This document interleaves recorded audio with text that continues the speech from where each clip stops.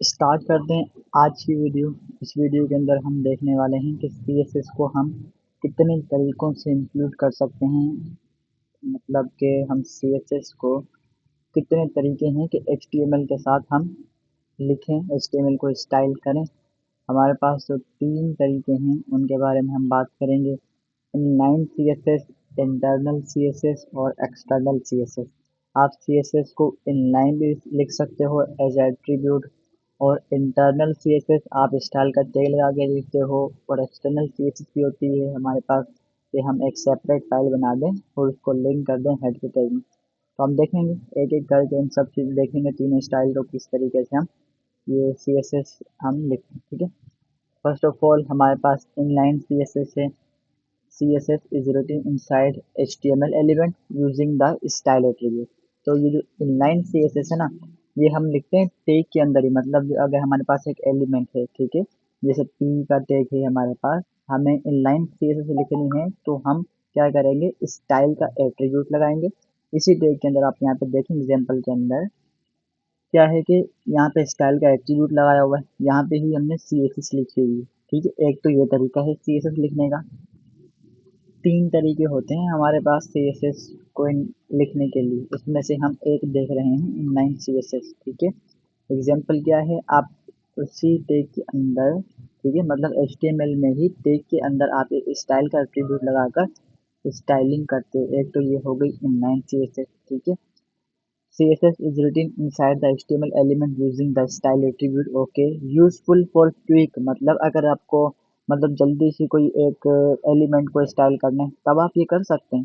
ठीक है, attribute use करें, but not recommended for large project. अगर आपके पास बड़ा प्रोजेक्ट है, मतलब एक पूरी वेबसाइट है, तो आप ऐसा नहीं कर सकते कि HTML भी वहीं पे आपकी index.html फाइल में और उसी में मतलब आप इनलाइन सीएसएस भी लिख रहे हो, तो क्या होगा, कोड मिक्सअप हो जाएगा। समझ रहे हैं मेरी बात को? अब देखें, आप इस तरीके से करेंगे स्टाइलिंग, तो जाहिर है आपके पास एक टैग तो होगा नहीं, पता नहीं कितने सारे टैग होंगे इसमें, हेडिंग, पैराग्राफ, इमेजेस, लिंक, बहुत कुछ होगा। अगर आप इनलाइन सीएसएस करने बैठ गए तो भाई फिर आपसे चीज़ें हैंडल नहीं होंगी, चीज़ें मिक्स हो जाएंगी और फिर कोड बिल्कुल अच्छा नहीं दिखेगा।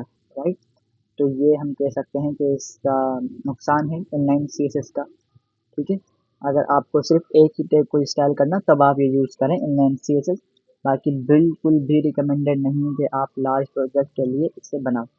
ओके, और दूसरा तरीका हमारे पास होता है सीएसएस लिखने का, वो होता है internal CSS. CSS is placed inside a style tag within the head text। ठीक है, हेड सेक्शन जो हमारे पास होता है उसके अंदर आप स्टाइल का टैग लगाते हो और वहां पर अपनी CSS लिखना स्टार्ट कर देते हो। यह भी एक तरीका है, ये भी सही है लिखने का, लेकिन ये भी कब काम करता है भाई? अब यहाँ पर देखो, useful for styling a single page. अगर आप एक ही पेज को स्टाइल कर रहे हो, मतलब अगर जैसे यहाँ पर मैं VS कोड के अंदर आपको दिखाऊं, ये index.html की फाइल है, यहाँ पे मैं एक ही पेज को डिजाइन करने वाला हूँ, तब आप क्या कर सकते हो, हेड के टैग के अंदर ही स्टाइल का टैग लगा के वहां पर ही CSS लिखना स्टार्ट कर देते हो। अभी हम देखेंगे। ठीक है, अगर आपके पास मल्टीपल पेजेस हैं और एक बड़ा प्रोजेक्ट है तब ये भी रिकमेंडेड नहीं है। फिर आपको क्या करना पड़ेगा, एक्सटर्नल CSS यूज करनी पड़ेगी, जो कि बहुत ही मतलब प्रोफेशनल वे है लिखने का। आप क्या करते हो, एक CSS की सेपरेट फाइल बनाते हो डॉट CSS एक्सटेंशन से। ठीक है, जैसे हम index.html की फाइल बनाते हैं, इसी तरीके से स्टाइल डॉट CSS की भी फाइल बनाई जाती है। ठीक है, एक्सटेंशन कौन सी होगी, डॉट CSS, ताकि ब्राउजर समझ पाए कि ये CSS की फाइल है। Right, link using link tag, इसको हम लिंक करते हैं, जो हमारे पास फाइल होगी इसको लिंक टैग के साथ हेड के टैग में लगाते हैं ये link. Best for large project और मल्टीपल पेजेस। ओके, आपको समझ में आ गया? तो यहाँ पर ये देखें एग्जाम्पल में कि ये हेड के टैग के अंदर हम इस तरीके से लिंक करते हैं। अच्छा, हम देखते हैं कि किस तरीके से होता है। यहाँ पर मैं अपनी बॉयलर प्लेट लगाता हूँ HTML की। ठीक है, एक्सक्लेमेशन मार्क, ये ओके हो गया। अब यहाँ पे हम क्या करेंगे, अब यहाँ पर आप देखो, अच्छा मैं 1 मिनट इसे ऑफ कर देता हूँ। ओके, ठीक है, अब यहाँ पर देखो इनलाइन CSS को हम देख लेते हैं। यहाँ पर मैंने P का टैग लगाया, इसके अंदर मैंने लिख दिया हेलो वर्ल्ड। ठीक है, अब यहाँ पे मुझे इनलाइन CSS लिखनी, तो मैं क्या करूँगा, हम उसी टैग के अंदर स्टाइल का एट्रीब्यूट लगाते हैं और यहाँ पे लिख देते हैं अपनी CSS। ठीक है, जैसे मैं यहाँ पे लिखना चाहूँगा कलर रेड कर दिया मैंने, ठीक है। अब यहाँ पर देखना CSS बिल्कुल वर्क करेगी। अगर यहाँ पे मैं आपको दिखाऊं आउटपुट, ओके गो लाइव, ठीक है। तो ये देखें कलर आपके पास हो गया रेड। ये है हमारे पास इनलाइन CSS, हमने उसी टैग के अंदर CSS लिख दी। अगर आपके पास अब मल्टीपल टैग होंगे या और भी कह सकते हैं हम, जैसे H1 हेडिंग हो गई या फिर इमेजेस हो गए, लिंक वगैरह, आप उन्हें स्टाइल कर सकते हो इनलाइन CSS से। लेकिन ये बिल्कुल भी बेस्ट प्रैक्टिस नहीं है कि अगर आपके पास बहुत सारा कोड है आप इनलाइन CSS यूज करिए, और बिल्कुल भी अच्छा तरीका नहीं है, ठीक है। दूसरा हमारे पास मेथड क्या होता है कि हम हेड के टैग के अंदर, याद रखना मैंने आपको बताया था HTML में भी, कि जो हम अपने पेज के ऊपर स्ट्रक्चर दिखाते हैं ना, जितना भी हमें HTML लिखना होता है वो हम लिखते हैं बॉडी के टैग के अंदर, और हेड के टैग के अंदर हमारी डिफरेंट चीज़ें आ रही होती हैं, जैसे मेटा डेटा हो गया, टाइटल और सीडीएन वगैरह और चीज़ें वो हम लिंक कर रहे होते हैं यहाँ पर। जैसे CSS भी हम हेड के टैग के अंदर ही यहाँ पर लिंक करते हैं। अब CSS हेड के टैग के अंदर आप लगाएंगे स्टाइल का टैग, स्टाइल का टैग है याद रखना, ठीक है, ये वाला। अब इस टैग के अंदर आप लिखते हो CSS, कैसे लिखोगे, मैं पी के टैग को टारगेट करूंगा, टारगेट करने के बाद करली ब्रेसेस, इस तरीके से आपके पास ये दो करली ब्रेसेस होती हैं। करने के बाद यहाँ पे मैं लिखूंगा प्रॉपर्टी का नेम कलर, और वैल्यू में दे दूंगा, ठीक है, रेड। इससे मैं हटा देता हूँ। अभी हम देखेंगे इसको कि ये मैंने पैराग्राफ के बाद ये करली ब्रेसेस क्यों लगाई हैं, ये किस तरीके से काम करती है सिंटेक्स पे, जब हम आएंगे तो ये देखेंगे। अभी के लिए आप समझ लो ना बस, ठीक है, काफ़ी है। ये है इंटरनल CSS, ये लिख लें आप, नोट कर लें। पहले थी इनलाइन CSS, और अब क्या है ये इंटरनल CSS, ठीक है। स्टाइल का टैग लगा के मैंने लिखा, पी का टैग टारगेट किया, कलर कर दिया मैंने, अभी भी देखें ये वर्क कर रहा है। और बेस्ट तरीके क्या होता है कि अगर आपके पास बहुत सारा कोड है, मल्टीपल पेजेस हैं, बड़ा बड़ा प्रोजेक्ट है आपके पास, तो आप क्या करें, एक सेपरेट फाइल बना लें। यहाँ पर आओ, फाइल बनाओगे, स्टाइल डॉट CSS, लास्ट में क्या लगाओगे, डॉट CSS, ठीक है। ये एक्सटेंशन है डॉट CSS, तभी ये CSS की फाइल बनेगी। अगर आप यहाँ पे कोई और एक्सटेंशन लगा दोगे तो ये वर्क नहीं करेगी CSS, राइट। तो यहाँ पे हम क्या करेंगे, पी को टारगेट करेंगे, क्योंकि वहाँ पर पी है ना, HTML के अंदर पैराग्राफ पर टैग है। कुछ और टैग होता तो हम यहाँ पर वही लिखते। अब यहाँ पे मैं क्या कहूँगा, कहूँगा कि भाई आप कलर कर दो रेड, ठीक है। अब आप इंटरनल जो CSS ये है इसको हटा सकते हो। यहाँ पर देखोगे तो आपका बिल्कुल सही से वर्क करेगा, देखना, ठीक है। अच्छा क्यों वर्क नहीं कर रहा भाई, अगर हमने एक फाइल बनाई है सेपरेट तो उसको लिंक भी करना होगा, जैसा कि नोट्स के अंदर बताया हुआ है।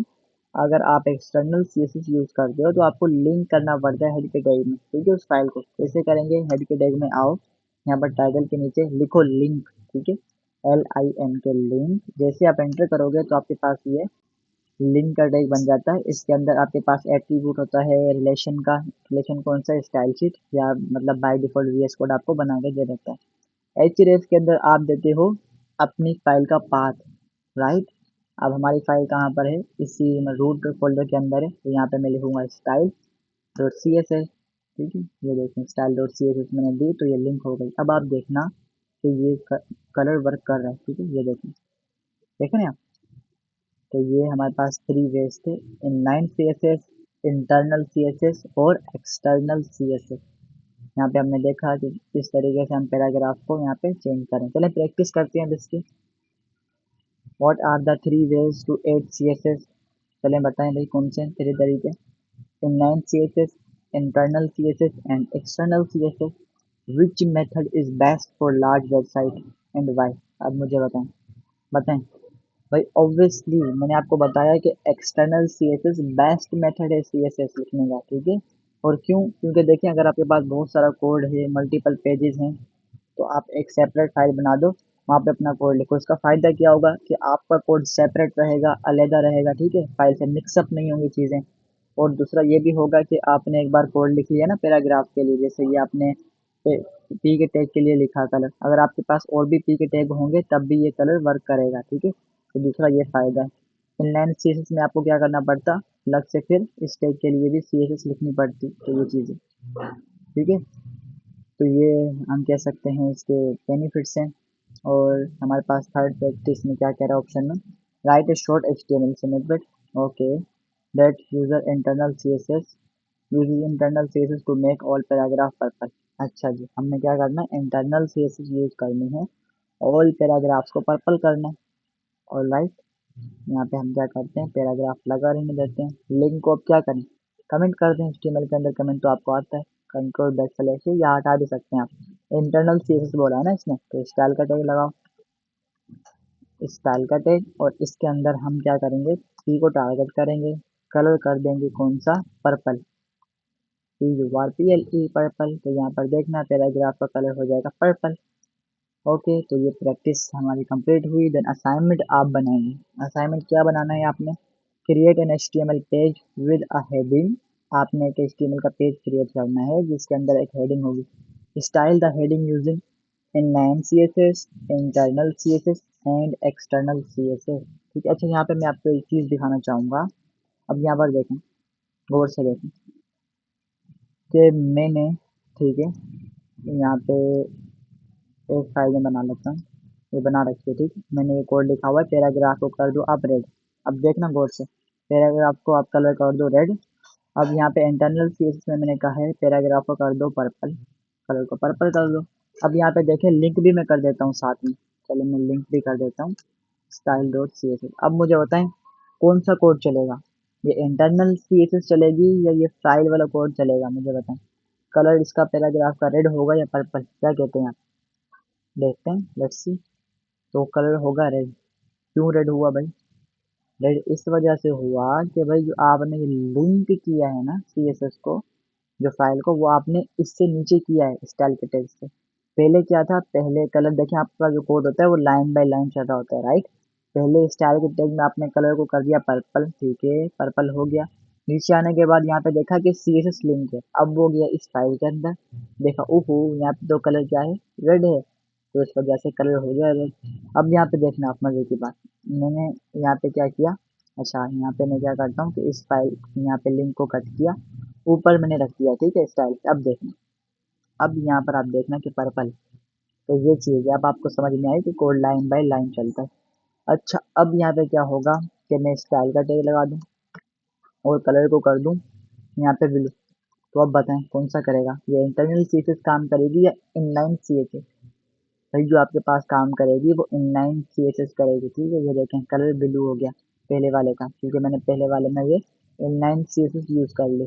जो इनलाइन CSS होती है उसकी प्रायोरिटी सबसे हाई होती है, ठीक है। तो ये चीज़ है, आपने H1 टैग बनाना है, उस पर आपने इनलाइन CSS भी अप्लाई करनी है, इंटरनल CSS भी एंड एक्सटर्नल CSS भी। ओके हो गया। तो अब नेक्स्ट वीडियो में हम मज़ीद चीज़ें सीखेंगे और आगे हम कंटिन्यू करेंगे CSS को।